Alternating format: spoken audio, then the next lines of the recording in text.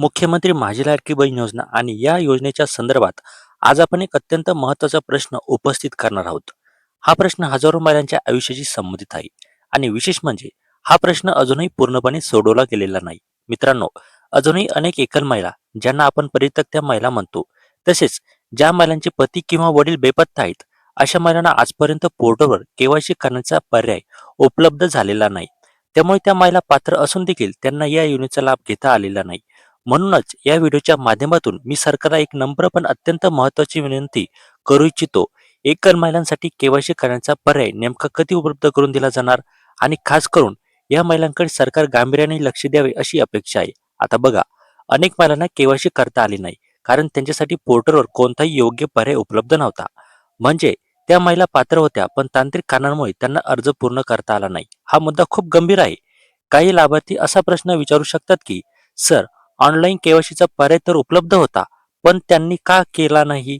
पण इथे एक अत्यंत महत्त्वाचा मुद्दा समजून घेणे गरजेचे आहे. जेव्हा ऑनलाईन केवायसीचा पर्याय उपलब्ध करण्यात आला होता, तेव्हा तिथे फक्त 2 गट निवडण्याचा पर्याय होता. एक होता विवाहित आणि दुसरा होता अविवाहित.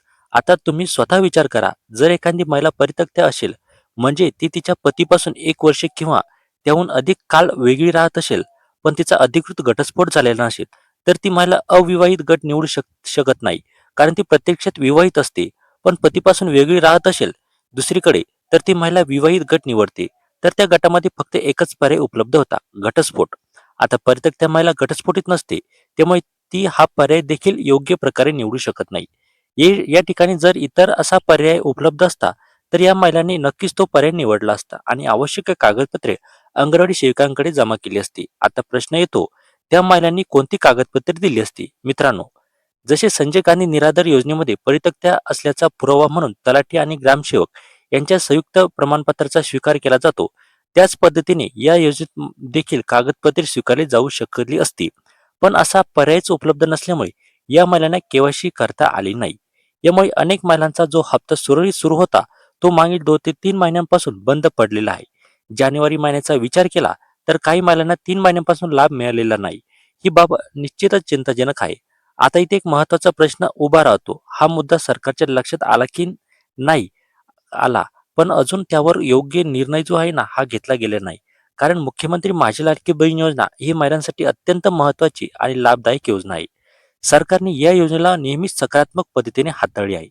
त्यामुळे या मुद्द्यावर देखील लवकरच सकारात्मक निर्णय घेतला जाईल अशी अपेक्षा आहे. माझी सरकारला पुन्हा एकदा विनंती आहे की परित्यक्त्या महिला, जसे ज्या महिलांचे पती किंवा वडील बेपत्ता आहे, अशा महिलांसाठी केवायसी करण्याचा पर्याय तातडीने उपलब्ध करून द्यावा. मग तो पर्याय ऑनलाईन पद्धतीने असो किंवा ऑफलाईन पद्धतीने असो. कारण या महिला पात्र असून देखील केवळ तांत्रिक अडचणीमुळे त्यांना लाभापासून वंचित राहावे लागत आहे आणि या महिलांना न्याय मिळणे अत्यंत आवश्यक आहे. तुम्हाला काय वाटतं? या महिलांसाठी वेगळा पर्याय उपलब्ध करून दिला पाहिजे का? तुमचं मत नक्की कमेंटमध्ये लिहा, कारण तुमचा प्रत्येक प्रतिसाद हा या विषयाला अधिक बळ देऊ शकतो. जर तुम्हाला या योजनेबद्दल काही अडचण, प्रश्न किंवा समस्या असतील, तर त्या देखील तुम्ही कमेंटमध्ये नक्की विचारा. मी शक्य तितक्या लवकर उत्तर देण्याचा प्रयत्न करेल. चला, या विषयावर लवकरच सकारात्मक निर्णय होईल अशी आशा व्यक्त करूया. आजच्या व्हिडिओमध्ये आपण इथेच थांबूया आणि भेटूया एका पुढच्या नव्या व्हिडिओमध्ये. तोपर्यंत